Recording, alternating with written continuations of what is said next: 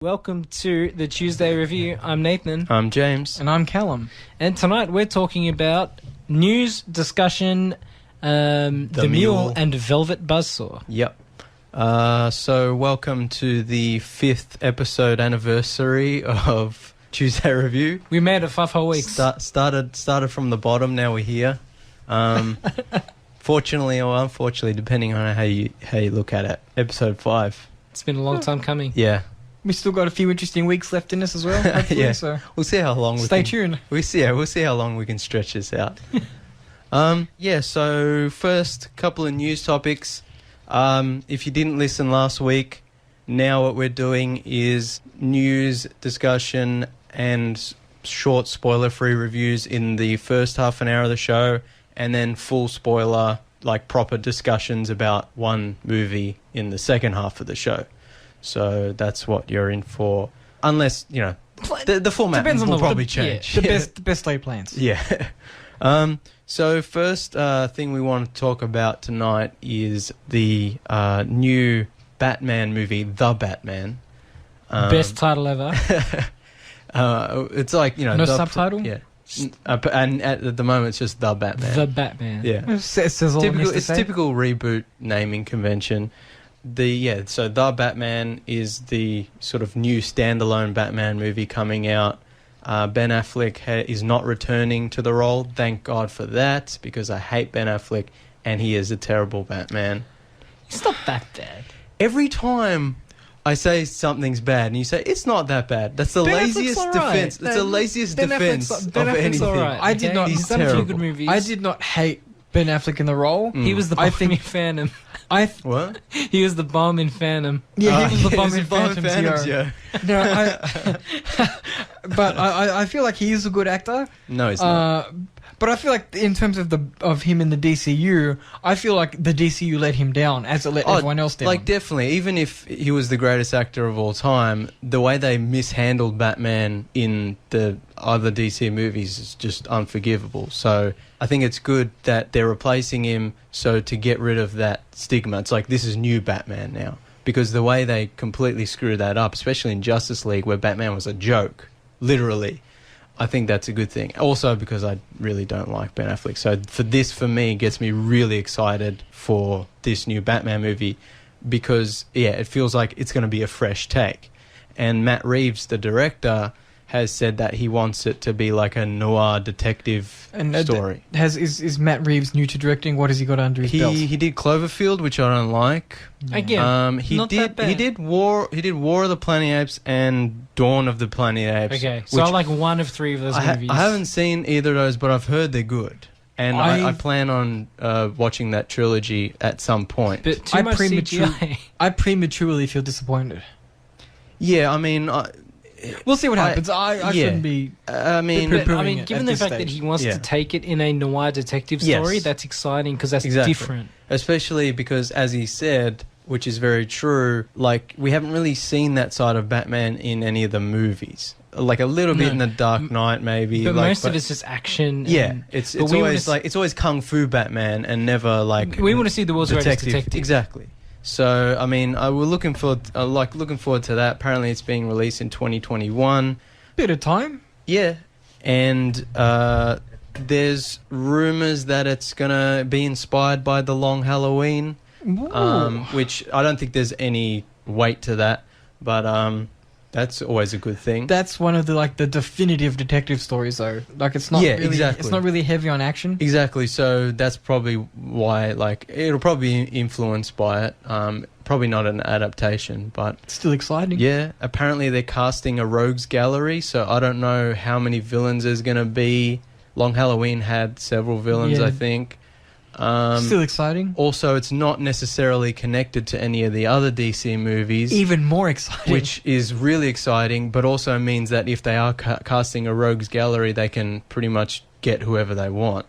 And they don't have to worry about getting Jared Leto or Joaquin Phoenix as the Joker. Like, if the Joker's in it, it's probably not, but you know what I mean. Yeah. So we don't have to have Will Smith as Deadshot. Well, we'll talk about that later. Is that the character's name? Yeah, I think so. For a second, I was like, wait a minute. It sounds wrong, but it's right. Okay, sorry about that. I've completely blanked as well. But that'll tie into our next discussion later. So yeah, I think one of the good things about what DC is doing is they finally kind of realized that what they were doing wasn't working. You mean making Batman kill people on screen isn't what people want out of Batman? And making Superman depressed murderer. Martha? Question mark? Yeah, Martha. How do you know that name? But that was a Christian Bale. Christian Bale as Henry Cavill as Superman. Or did Batman say that? I can't remember. You know what? Yeah. I'm going to put that there. It doesn't matter. I've blocked that entire movie from my memory. It was fucking trash. So one of the things I like about what the DC, there's like they've finally realized that what they're doing is not working. That their shared universe, they haven't put any work or effort or thought into it, and they did the best thing possible, which was to sort of abandon it. And I think this is also one of the good reasons why Ben Affleck is not returning. And there was also rumours that Henry Cavill's not going to return as Superman in later films. So I think one of the good things is like now their films from now on are going to be mostly standalone with a few exceptions. I'm down with that. Aquaman did really, really well. Still haven't seen it. It's not that good. Still not interested. Yeah, I honestly, I didn't want to see it. I wouldn't have gone, but my dad was like, I'll shout you, I'm going to go see it. So I was like, yeah, free movie, free lunch. I was going to go. Yeah, it's not that good. Oh, for me, it's one of those things where it's like, I'll just wait for Netflix. It's not even worth Netflix. It's fine. What was I saying? Yeah, like Aquaman did so well that like they'll probably continue with that, and same with Wonder Woman. You know, like people seem to like that. So, but they're not necessarily going to do the crossover Justice League stuff. They're not necessarily going to have Aquaman and Wonder Woman be part of the other DC films. And they don't need to. And they don't need to. Historically, DC's done more than all right having those insulated stories. Their animated... You don't have to be Marvel. Yeah, their animated stuff has mostly been really good because they just kind of do standalone stories, and then there's kind of one main one that there's like sequels to it. But other than that... I'm talking live-action Hollywood films. Yeah, their best ones obviously have been Batman. But but it's like... all those movies have always been sort of standalone cycles. True, yeah. They don't need to be all connected forever. And Marvel has their shared universe, and they're doing really well at that. Not everyone has to do that. Exactly. And I think that in terms of crossovers, I reckon they should keep that to the TV network, because that's where crossovers tend to do okay. Yeah. But I think that if you look at the way Marvel handled it, Marvel didn't have a crossover movie for years.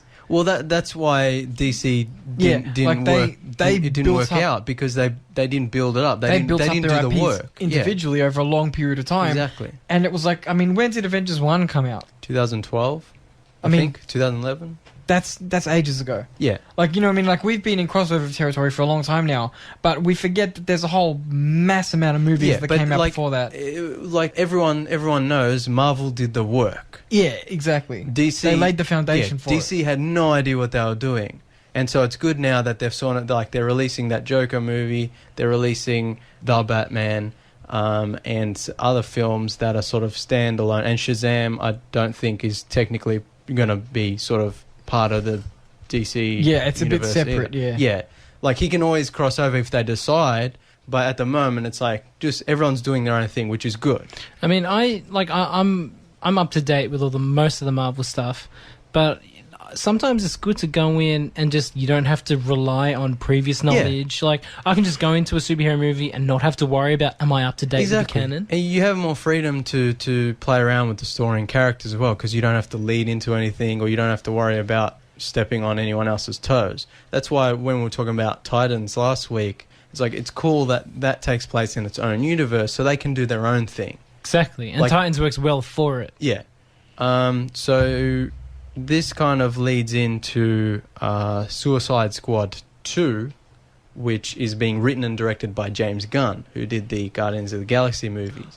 So hopeful, but can it overcome the tragedy of its past? Well, here's the thing, is apparently it's called The Suicide Squad, and is apparently going to be a reboot. Okay, I'm down. Kind of interesting that Marvel dumped James Gunn for previous allegations, and DC picked him up. Because I'm not surprised. yeah, we all DC know they're smart. DC's We all know starving that- for yeah, we all know talent. Yeah. that Guardians of the Galaxy are 'Cause- some of the best movies Marvel made. Yeah. So that's talent poaching at its finest. Yeah, well, I mean, Disney really apparently Marvel didn't want it, but Disney screwed up when screwed they the fired pooch. him. They really screwed it up, and they did a really terrible thing. And DC were quick to be like, "Hey, man, we'll give you another franchise." And hopefully, if this is his own take and is a reboot, that'll be great. Because like Suicide Squad and Guardians of the Galaxy have They're similarities. They're similar. Yeah. So I mean that would be really good. Apparently, it's also coming out in 2021. So Big year. if you're going to have the Batman, the Suicide Squad, 2021 going to be the year for DC? maybe if they Maybe. can really pull this off. Because like at the moment, everyone's on Team Marvel, no one's on Team DC. Yeah, And that's their own fault. Let's not but forget that's that. yeah, DC's that's DC's fault. Yeah, But it's not the fan. Don't blame the fans like they like to do. let's hope that 2021 can be the year that DC really sways us. Yeah. Because all it takes will be a couple of good standalone films, and I'm back Definitely. on board. I mean, even if they're all bad except for one, at least We have one good that's movie. one good movie. We just they just have to show people that they can still do it. yeah, Some of the best superhero movies ever made are like some of the Batman movies. yeah. Like, just come on, guys, pull it together. I mean, yeah, like Batman is probably the most popular superhero, so to screw him up again would just be devastating. But yeah, Luckily, sorry to interrupt, but No, it's luckily Batman has that sort of status where, almost like James Bond, he can just be rebooted Yeah, again and again and true. again. But it's like if DC made the mistake of trying to really push for that shared universe and try to have Ben Affleck keep coming back and try to have the same actor and have him do cameos in other films, like if he was the Nick Fury or the Iron Man of the DC universe, where he keeps cameoing in other people's films, like that would suck, and like that would feel really tired. Do we know who's cast as Batman in the Batman? They haven't cast it yet, so No Tom Cruise.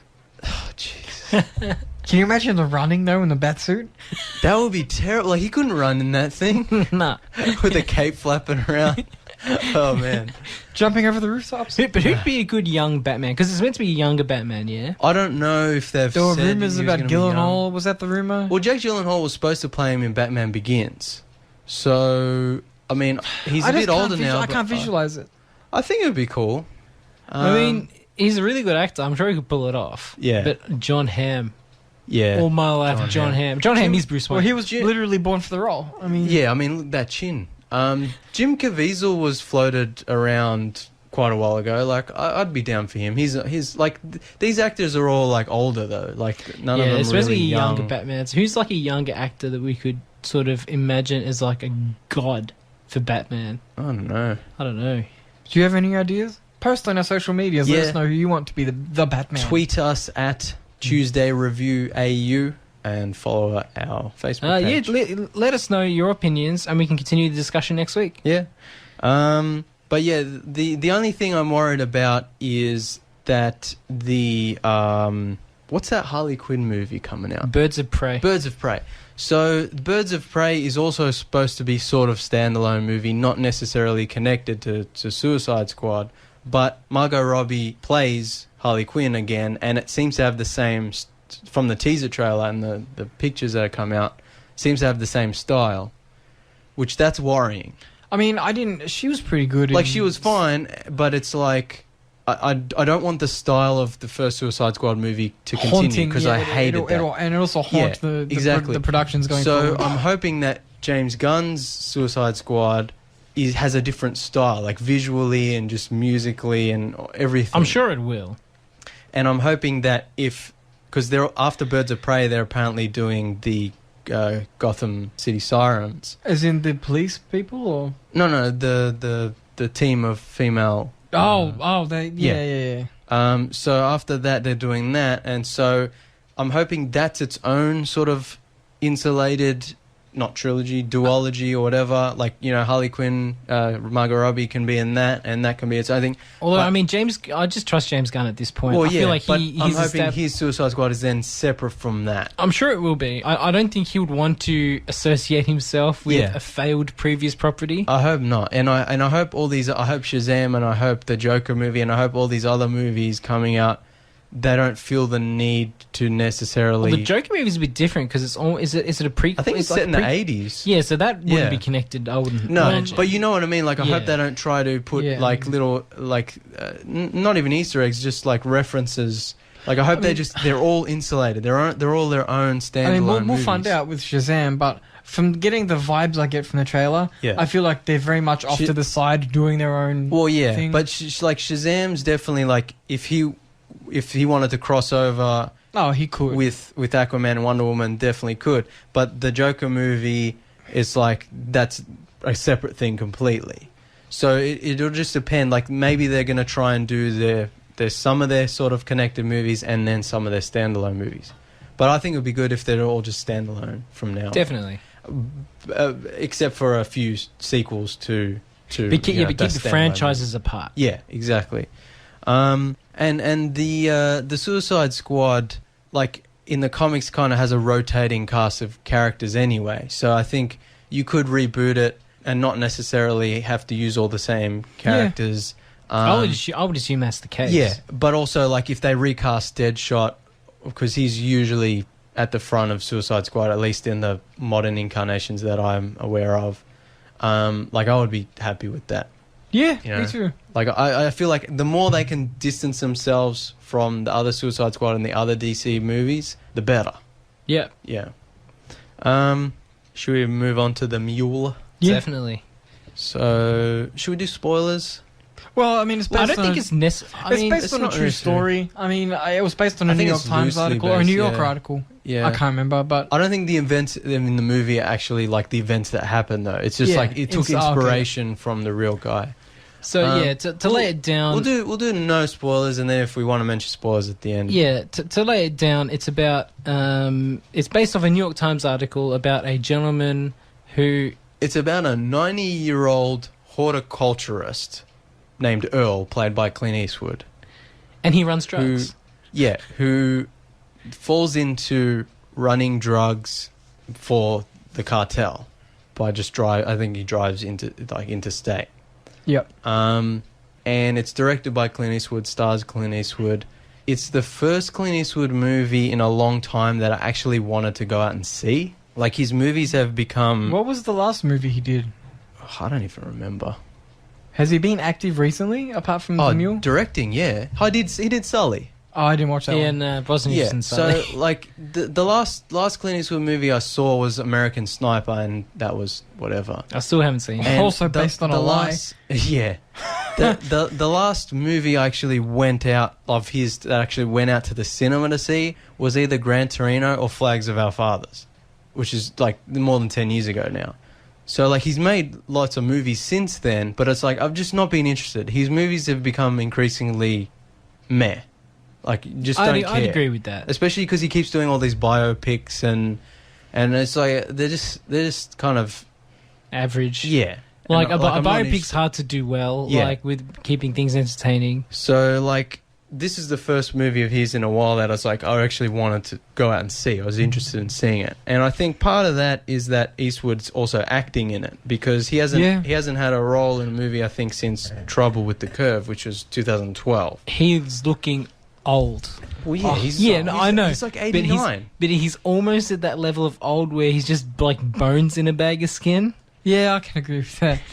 Like, I'm not telling him to stop his, acting. his acting performance is fine. I'm not telling him to stop acting. His acting performance was good, but he looking old. He's still badass, though. We is. should say, I'd- though, we have a theory. I wouldn't pick a fight with him. No. We have a theory that it's directed by him and stars him because they didn't know he didn't know he was in a film. So when it says directed by Clint Eastwood, Yeah. they were just filming him as he just They're went just about. filming Clint Eastwood as he lives out some sort of weird fantasy. Yeah.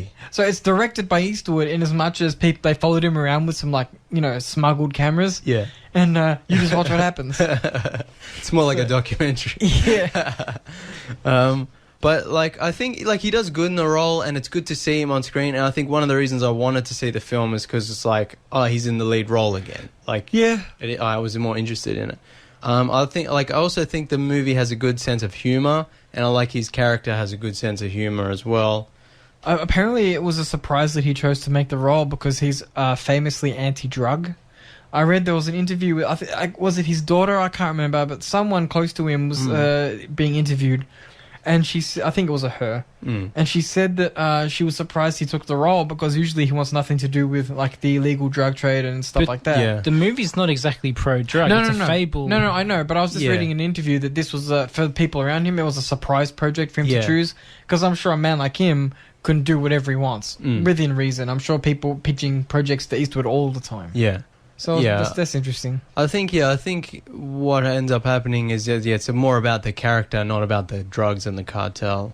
Because like watching the movie, I got the feeling that at a certain point it starts innocent. I'll say innocently enough. Yeah. It's not innocent at all. But he does a couple of jobs to some bad people, and then it's almost like they trap him.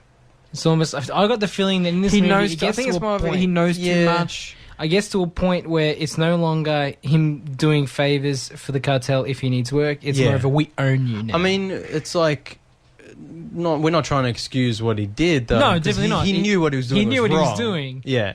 But And he got it's- paid very well for yeah, it. Too. it's Yeah. sort It of wasn't a the- slave situation. I'd say the morale, the message of the movie is that cartels are bad, okay? Yeah. Well, the movie's all about family at the end of the day. And a cartel is like a family in its own kind of way. Tell him you took the wrong message from the film. I think. No, well, halfway through the movie, I leaned over to Nathan and I'm like, this is a really happy movie. I'm like, he's Everyone's- getting a lot of money. Yeah, everyone's everyone's happy, happy. with him. At one point, I was going to say, like, the movie should just keep going and he should just get away with it. Yeah, that's what I was kind of Yeah. hoping would happen. Yeah. He retires. Yeah.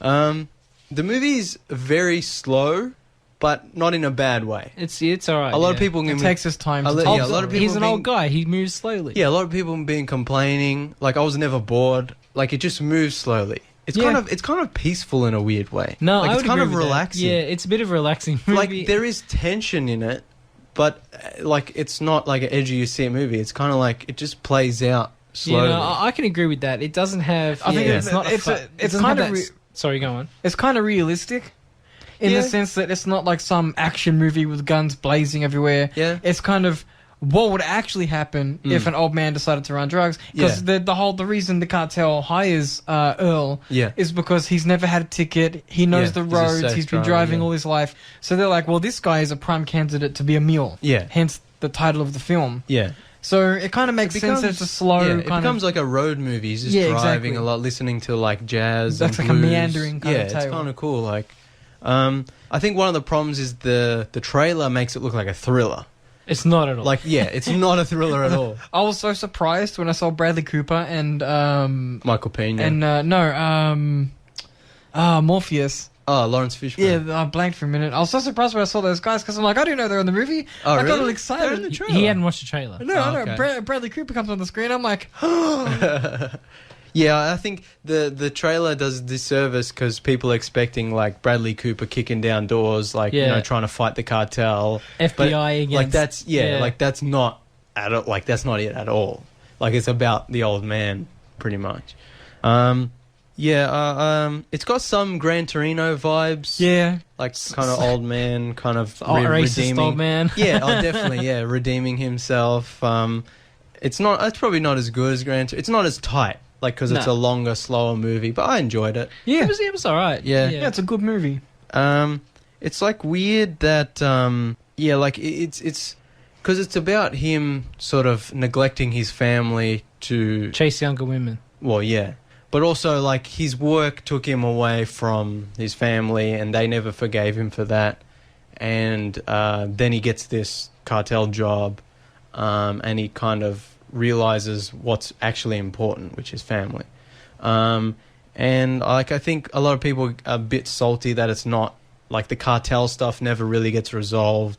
The Bradley Cooper stuff never really gets resolved. That's life. and the movie's not really about that. At the end of No, the day, it's yeah. about Earl sort of coming to terms with reconnecting with his family. I mean, if you wanted to explore those other stories, they're almost different movies. yeah, There's if you watch this movie through the cartel's perspective, different film entirely. yeah, Same with the FBI. If the entire story was played out through the FBI's point of view, yeah, different story completely. true, yeah. I also think it's weird that the movie has like weird parallels to Clint Eastwood's real life, where like he has like estranged children, and he has like a lot of children from different mothers, and like just recently he had a sort of, what do you call it, like he acknowledged an illegitimate daughter, and Sandra Locke, who was his sort of, he was like with for a long time in the 70s and 80s, like passed away recently. And so I was just like watching the movie and I'm like, Art, what is it? Art, art imitates life. So maybe that's why he chose the movie. Maybe. He felt a bit connected. Did to he the write script. the film, or did he No, just... no. So he would have picked up the script. Yeah. That's interesting. Yeah, So, so maybe he read the script and he was thinking, and that's like, that's why, like, we were joking, like, how much of it is Clint Eastwood living out a weird fantasy, so instead but also like how much of it was him like being emotionally connected to Like the film's almost a metaphor. maybe, yeah, maybe so instead of delivering coke for the cartels, in real life he's delivering acting performances. That's right. Coke might have still been involved. You open the back of the Oh yeah, pickup- look, there's still, it's Hollywood. There's probably still a fair amount of coke there. But you open up the back of the pickup truck and there's just Oscars in there. yeah. But yeah, I just like watched the movie like I thought it was interesting, like Oh, definitely. and like, yes, it could have been maybe a better movie, maybe it wasn't perfect, maybe a different director would have put more oomph into it, because Clint Eastwood's directing style is very plain. But I think what he did with it was not like, it was nice to look at, it was nice to listen to. The performances were good. It had a good sort of little dose of humor. But we enjoyed it. Yeah, no, I thought it was really good. Yeah. It wasn't as good as... I enjoyed it less than I enjoyed Green Book. Yeah, Green But Book's... yeah. that's not really a fair comparison either, because they're... I guess they're kind of road movies. Yeah, sort of. actually... But yeah, no, I did enjoy it. I would recommend it. Yeah. Like, it's definitely a slow... I wouldn't even call it a crime drama. Like, it's a slow family drama with crime elements. Yeah, that's fair. You know? In the making of The Mule, no one made an ass out of themselves. Oh, no. I'm going to turn your mic off. No. I'm sorry, I had to go there. You know, Nathan's controlling the board, but I can always easily Yeah, stretch reach over over. and push the button. I also, like, this is not really a spoiler, I guess it sort of is, but one bit I thought was really funny is where he bribes the police officer with, was it caramel popcorn? Would you count it as a bribe, though? Yeah, I mean, anything you give to a cop to get out of a situation is a bribe. But I just thought that was hilarious. It's like such an old man thing to do. Yeah, because they had- innocuous. And yeah, It was just at this point, though, it's just a suspicious cop. They hadn't actually done anything wrong. Yeah, it was. They were in a racist town. yeah, but the cop's like, we can't accept that, and he's like, no, you're doing me a favor. Like, I just thought it was a funny scene, and like the way Clint Eastwood plays it as like the innocent old man, like, it was just so good. Like, I also like the cheesy like Veterans Club poker band. Oh yeah. I thought that was hilarious. Like, yeah, I just like the movie. It was enjoyable. Like, it had fun moments, and it's like relaxing to watch. Clint Eastwood was too horny, though. Yeah, that's another reason why we joked that this was a fantasy movie, because there's a lot of scenes where just this 90-year-old man Just getting with just ladies at his granddaughter's age. Yeah, like left Like in and their right. 20s or like Yeah. early 30s. Well, I mean, when you're making that much money from the cartel, Look, it's not unrealistic, yeah, but maybe we don't necessarily want to see a sex scene with but- Clint Eastwood and his 90s. That's the gangster lifestyle. yeah. He didn't choose the gangster life. The gangster life life chose chose him. That's right. Easy for us to say. That we're not goes in the for cartel. Earl and Clint Eastwood. That's true. All right. We'll move on to our feature review of Velvet Buzzsaw. We need a soundbite for yeah. our feature review. Bam, bam, bam, air horn. Bam, bam, bam. Feature review. Bam, bam. I was thinking, because last week we did spoilers and then just talked about, I was thinking, instead of doing like a spoiler-free review, we'll just like recommend it or not recommend it. But then that's also hard, because that's boiling it down to like two things. I'm like, if you like Jake Gyllenhaal and just want to see Jake Gyllenhaal, watch the movie. It's on Netflix, so technically you're not paying it. Otherwise, it's a bit of a mess. Do you like the art world? Yeah, but I don't know if people like the art world are going to like the movie. Maybe.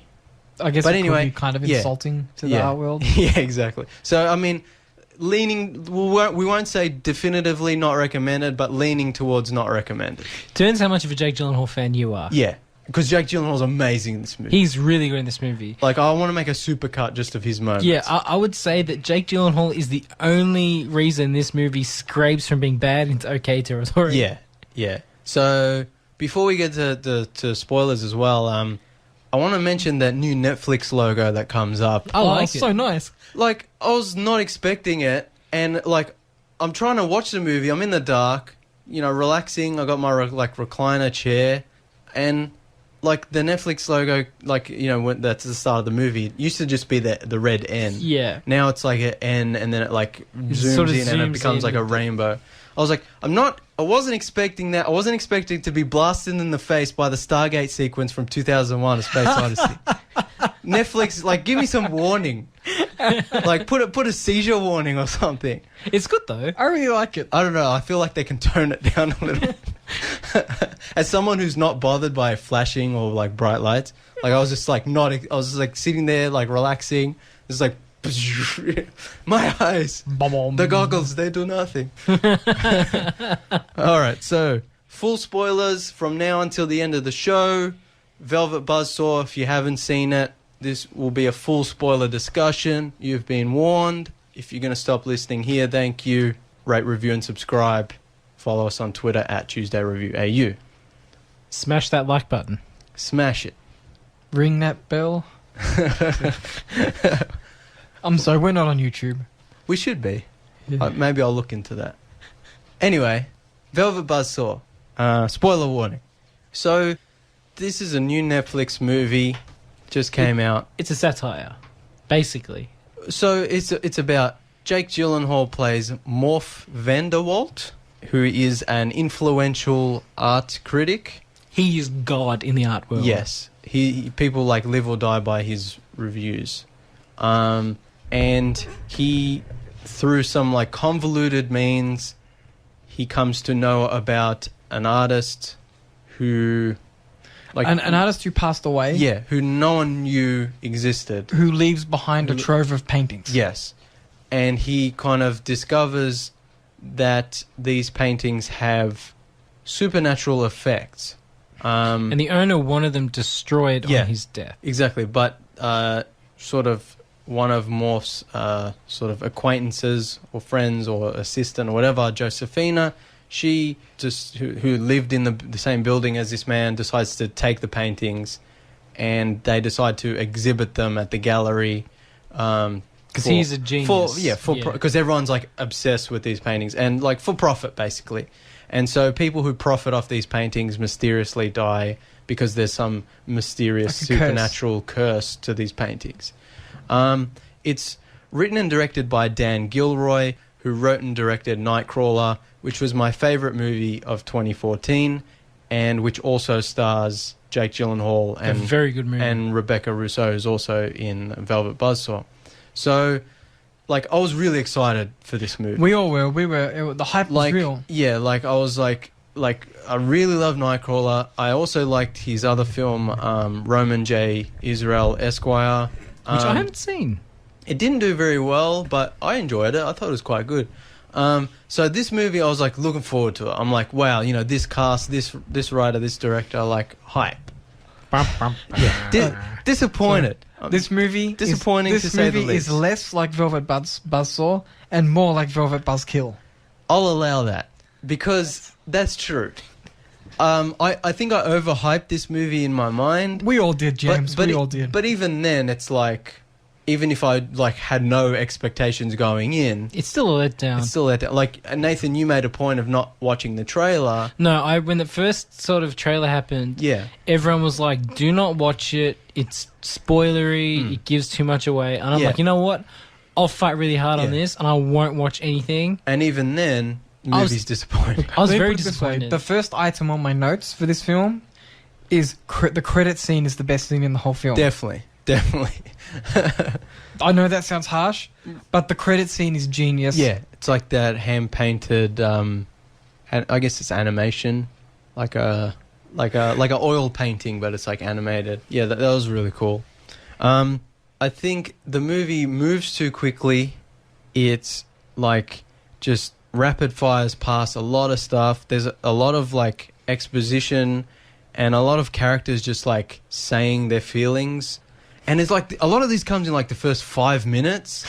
And I'm just like, what? Like, how come the guy who wrote Nightcrawler also wrote this? Like, how is that even possible? It's just a Like, bad writing, it's man. like amateurish. Like, I think there was one point. the first, like, But James, how does it make you feel? but like the first like 2 minutes of the film, Josephina is like walking to the art gallery and she answers her phone, and the person on the phone's just like, "Oh, your boyfriend's cheating on you," and she's like, "Oh my god, no! How could he? What?" And and then she puts down the phone and goes, and I was like, "Wait, what?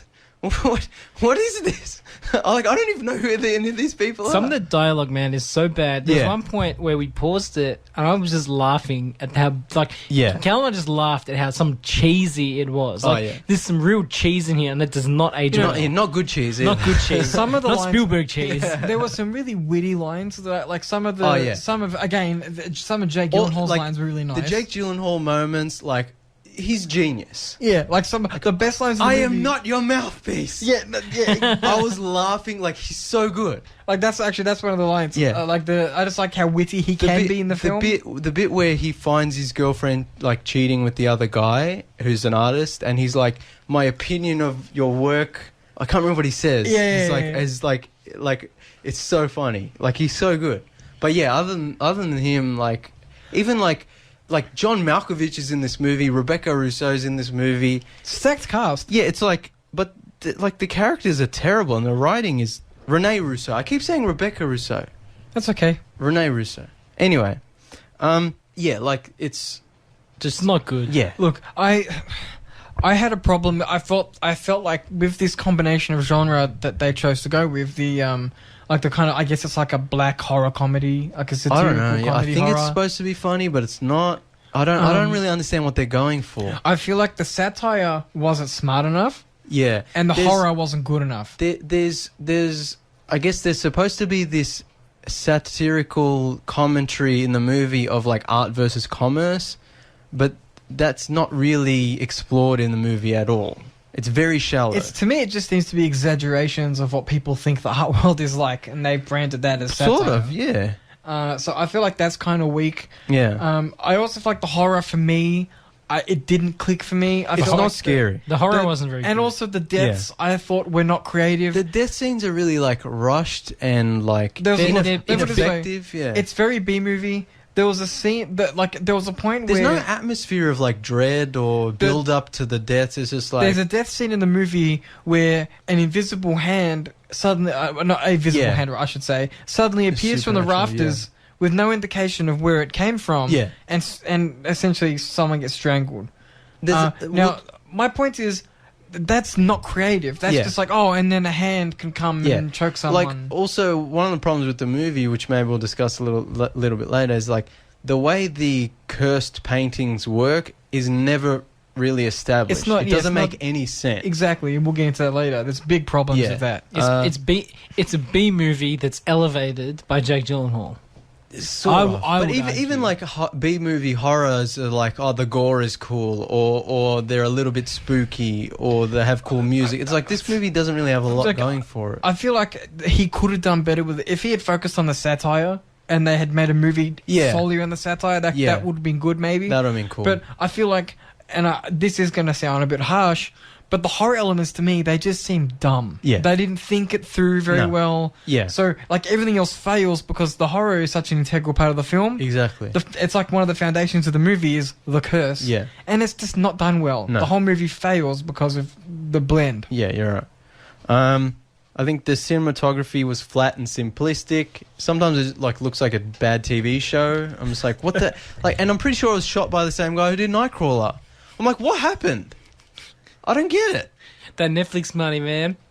I don't know. It They were goes to just their like, head. you'll Really give us $100 phoned it in. million and just Yeah, take they- what we give you. Maybe All right. they phoned it in just to get the paycheck. I don't know, but like why? Jack Gyllenhaal didn't phone it in. No, No, he's- he certainly didn't. He's always taken it to the next level. There's also no main character. Morph is technically the main character, Jake Gyllenhaal's character, but like really, he doesn't really do a lot until an hour into the movie, and then he kind of disappears from the movie, and then he gets killed off. And I'm just like, who am I supposed to? Like, I know they wanted like an ensemble cast, but when you've got so many terrible characters who you don't care about, and you've got one character who's, I guess, trying to find things out, but he's not technically the main character. I'm like, who am I? Yeah, it's amateur hour. Yeah. Like, in terms of the writing, I feel like broadly though, we were talking about this after we saw the film. They should have taken inspiration from The Ninth Gate by Yeah. Roman Polanski. We'll talk about that later because I've got a whole thing about how this movie should have been like a noir mystery kind of thing. Also, I don't know how to pronounce her name. I think it's Zawe Ashton. She played Josephina. She's terrible.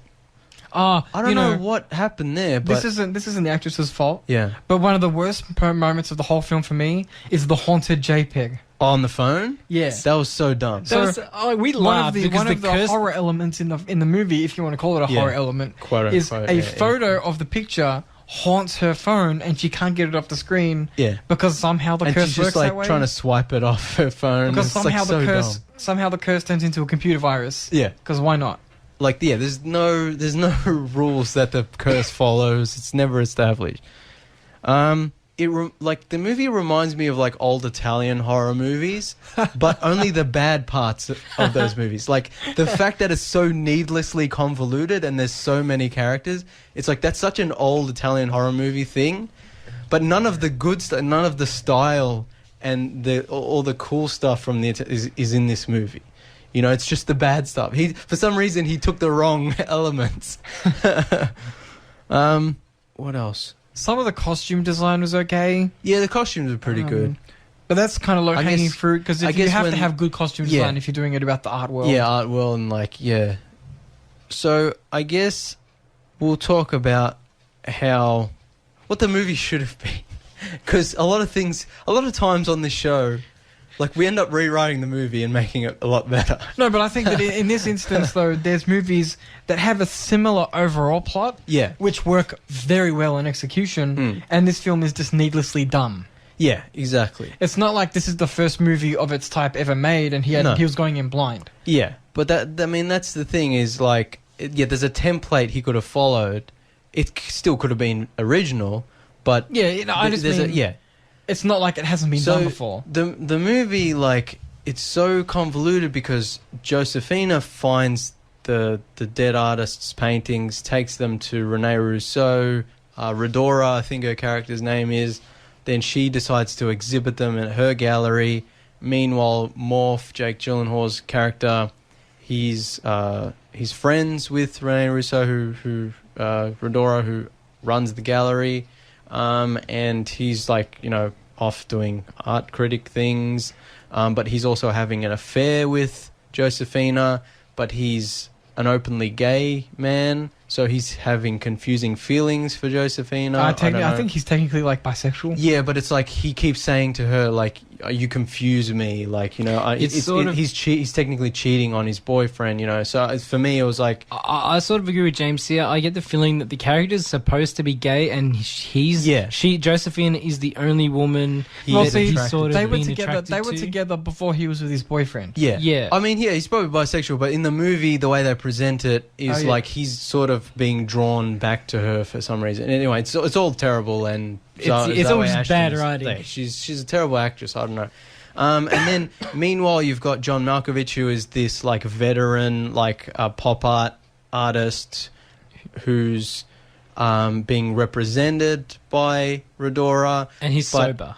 Yeah, he was an alcoholic, and that's when all his best work came out. But now he's sober, and now his work is crap, and he's being poached away from her by another art. What do you call it? Mogul. Representative. What do you call it? An Manager. art agent, house. an agent, I guess. Yeah, maybe? agent. Yeah. Johnny Don Don, who's this like hip South African guy. I don't know. See and I'm just like- how weird this movie Yeah, is to and I'm just like, explain. yeah, and I'm just like, and like all the cursed painting stuff gets lost to the point where like it's none of it's really explained. Not that it needs explanation, but like there needs to be something set up about it, you know. It needs to be So- a thread through the whole movie, not Yeah, just when they exactly. want it to Like- appear. Like Morph sees the paintings move like an hour into the movie, and before this he hasn't experienced anything supernatural. And immediately he's like, I need to get my eyes checked, I'm going crazy. And I'm like, where was the build up? Where was the slow realization of the thing moving in the corner of your eye is not just your imagination? There's none of that. So what the movie needed to be was like cut everything out. Have Morph find out about this dead artist and these amazing paintings. He's researching a book like he does in the movie, but he's researching a book about him, and he slowly, throughout the movie, kind of like The Ninth Gate with Johnny Depp, he slowly discovers more things about the artist's past and about the paintings and the materials used and so on. It could have been a really good sort Like of a slow burn, like a like a- thriller, yeah. like supernatural thriller. Like it could have been really cool. Or alternatively, like we were saying before, Callum, like full Zoolander in like the art full world. satire, like Verhoeven levels of crazy. But like Not the ABC presenter, Paul Verhoeven. I don't know why you keep bringing him up. No one knows who ABC Paul Verhoeven is. I'm talking about the director. Anyway, the problem with the movie is, well, a lot of this like investigation stuff that Morph does happens off screen. So he'll like come into a scene and talk to a character and he'll be like, oh, I researched this and I found out that this, that and the other happened But to the we others." wanna see I'm like, that. wait, when did that happen? Like, Yeah, it I just- wanna see it's like- that. yeah, it's just like moving past Like all the that- good That stuff. central mystery is the best part of the movie, Yeah. and most of it we don't even get to see. Exactly. I mean, even if they wanted to have like none of that, and it was just a drama about various art companies trying to like wrangle possession of this guy's of like a dead man's Yeah. art collection, yeah, that still could be an interesting film. that would have been interesting. Yeah. Like it's satirical, like maybe they can have over the top art people kind of like Yeah. wrangling for legal possession Exactly. of. But it's like I said when we were Yeah. talking about it in the introduction, the horror elements ruin the whole film for me. Yeah, but Like I could put up with the crazy characters and the satirical Yeah. nature, but because the art's done the horror, I should say, not Yeah. the art. The art in the film's fine, yeah, but the because the horror is done so poorly, it kind of makes everything else Yeah. feel worse by just I by think- association. like going like sort of because the curse or whatever is not really established. It's like you don't really know what the hell's going on. I think towards the end of the film, I was like, so any form of art or drawing or painting can come alive and kill the people who profited off the dead artist's work. Only But- if you use blood in your or paint.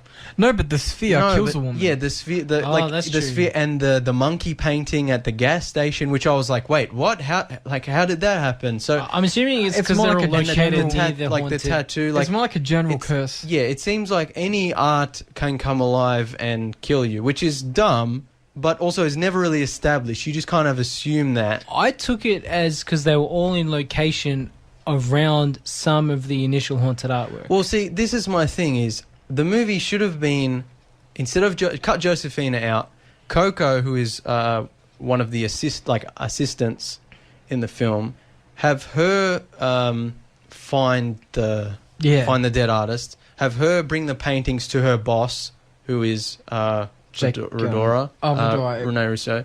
Yeah. Have her say, "I'm going to make you famous. I'm going to make you rich." Display all the paintings.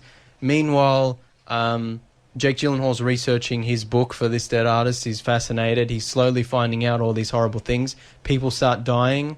All the people who buy the paintings, all the rich people who buy the paintings start dying mysteriously. Jake Gyllenhaal's like, something's going on here. He's discovering things. At some point, he realizes that the paintings are killing people. Of course, no one believes him. So in this version, the actual paintings are the ones that do the killing, and not just general art. Coco's like, yeah, I believe you, but also money. So she's been sort of corrupted, and then something bad happens to her or to someone she loves, and then she's like, okay, Jake Gyllenhaal, I'll help you sort of discover what's going on. Eventually, Jake Gyllenhaal finds out that the artist wanted his paintings destroyed. And so, like, the second half of the movie sort of becomes Jake Gyllenhaal's character sort of tracking down who bought the paintings and trying to destroy them. Could it even have it tracing the provenance? So you could still continue the research aspect? Yeah, exactly. So he could be going to, like, and museums this, and tracing this could lineages and this so on. could also possibly take place over a longer period of time, or take place internationally, where it's like people are like shipping the art overseas, and he's like, we have to get to it, we have to destroy it, whatever. It could even be, It writes itself. it could even be a miniseries if this is getting too much. But there was one scene that really sort of gave me that idea, was where there's this art piece called the Hobo Man, which is like this sort of robot, disfigured android robot thing that's like an art piece that like moves around and talks, and it's creepy. And then later in the movie, Morph goes to get one of the dead artist's paintings out of his like storage locker, and Hobo Man just appears and kills him. It's really dumb and doesn't make any sense. Yeah, but I'm like, okay, so in my version of the movie, Morph is trying to track down the. No. So before he realizes he must track down the paintings and destroy them, he realizes that the first time he realizes that he has to destroy them to break the curse. But then he realizes, oh, I actually own those one of those paintings. So he rushes to his storage unit. And I guess in this version of the story, the storage unit has been set up earlier as also having other pieces of art. So Hobo Man being there makes sense. Yeah. Or alternatively, it could be a statue or a sculpture or something creepy like that. So that then when it comes, it's like just doesn't appear. He goes to the storage thing, finds like he's going through like trying to find it. Like there's so many boxes in there. It's like Raiders of the Lost Ark. Like he doesn't know where it is. Hobo Man's like coming up behind him, like knocking boxes over. Yeah, like trying to get, and he's like, oh my god, and he finally finds it, and he like pulls out his lighter and he like burns it, and as the painting's burning, Hobo Man catches fire as well. Oh, that's cool. And he's it's like, so cheesy. yeah, I love it. It's awesome, right? And Yeah. he's like, Hobo Man's on fire, like lumbering towards Morph, and like melting he's like slowly melting. Terminator sort of Yeah. aspect. He's like, Yeah. stop, please. And then Jake Gyllenhaal, and finally, luckily, like the painting finally entirely burns, so that Hobo Man it also entirely burns and is destroyed.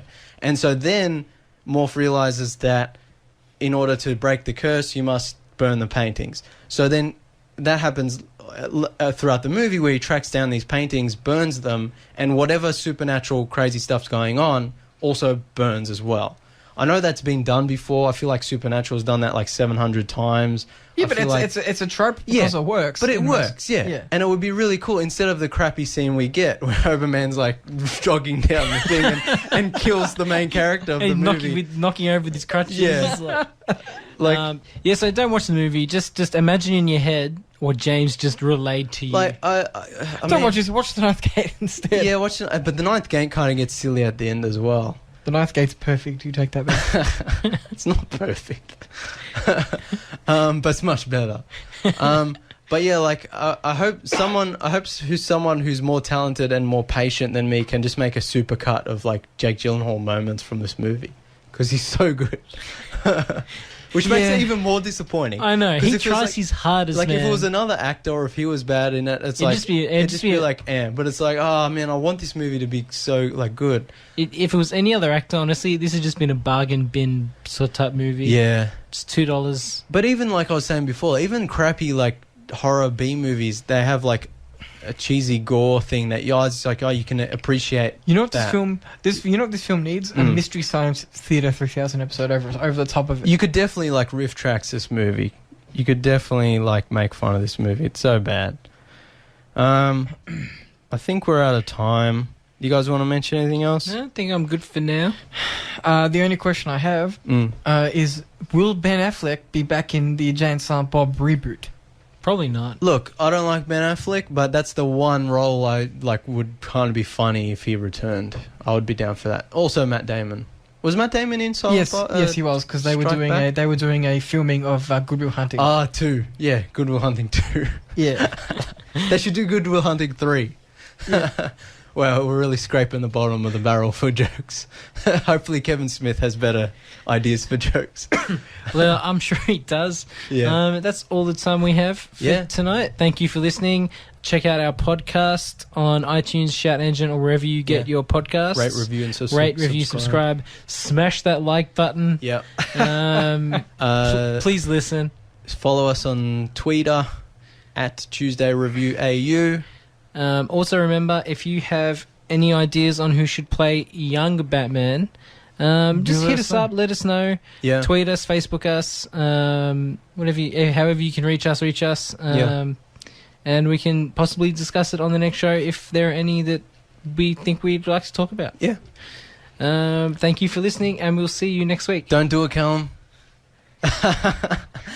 You actually listened to me. Thank you.